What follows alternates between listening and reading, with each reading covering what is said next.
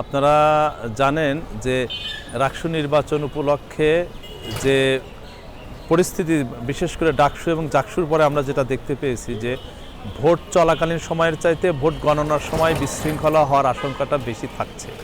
তো সেই সময়টাকে সামনে রেখে, যদিও এটা ভোট চলাকালীন সময়েও থাকবে, আমরা প্রত্যেকটা বিল্ডিংয়ের ভোট কেন্দ্রগুলোতে আমরা এন্ট্রি এবং এক্সিট পয়েন্ট যেন ফেস ডিটেকশন সিসিটিভির ক্যামেরা আমরা ওখানে বসায় রাখব।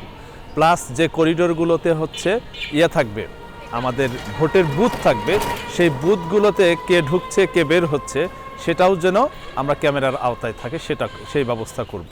তবে আমরা একদম বুথের ভেতরে কে কোথায় ভোট দিচ্ছে সেটা তো আর দেখানো যাবে না, ওই জায়গাটা শুধুমাত্র আমরা বাদ রাখব। পরবর্তীতে যখন ভোট শেষ হয়ে যাবে, এই 9টা ভোট কেন্দ্র, 4টা science building, commerce building, arts building এবং জুবিলি ভবন, প্রত্যেকটা গেট এবং তার আশেপাশে সমস্ত জায়গায় সিসি ক্যামেরায় আমরা নিয়ন্ত্রণের আওতায় নিয়ে আসবো।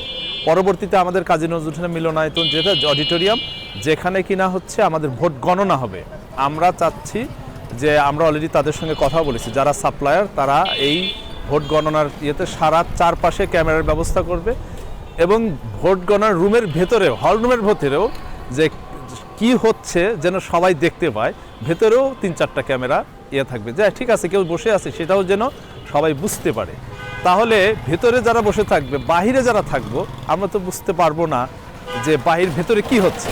এই জন্য বাহিরে কমপক্ষে 2টা বা 3-4টা আমরা এই অডিটোরিয়ামের পাশে বড় স্ক্রিনে এলইডি স্ক্রিন আমরা সেট করে দিব, যেন ওরা চারপাশে এই ক্যামেরাগুলোর ওখানে দেখতে পায়। পুলিশ প্রশাসনের বিষয়ে আমরা আগেই মোটামুটি গতকালকে 4 জন ডেপুটি কমিশনারের সঙ্গে আমাদের মিটিং হয়েছে। সেই মিটিংয়ের প্রেক্ষিতে আমরা ডিমান্ড করেছি, ইউনিভার্সিটির পক্ষ থেকে প্রক্রিয়াল টিম আমরা দাবি করেছি যে টোটাল আমাদের আইনশৃঙ্খলা রক্ষাকারী বাহিনী দরকার প্রায় 1500, ইনক্লুডিং আমাদের বিএনসিসি, রোভার স্কাউট, এদের সব কিছু মিলে। তো সেক্ষেত্রে যদি নর্মালি একটা হিসাব করি 1200 মতো আমাদের পুলিশ প্রশাসন, বিডিআর, 4-5 প্লাটুন হচ্ছে বিডিআর, ম্যাজিস্ট্রেট, যে আমরা কোনো ঘটনা ঘটে গেল ইমিডিয়েটলি যদি কাউকে শাস্তির আওতায় নিয়ে আসতে হয়, আমরা শাস্তি দিতে পারি না, সেটা ম্যাজিস্ট্রেট ইমিডিয়েটলি তাদেরকে শাস্তির ব্যবস্থা করবে।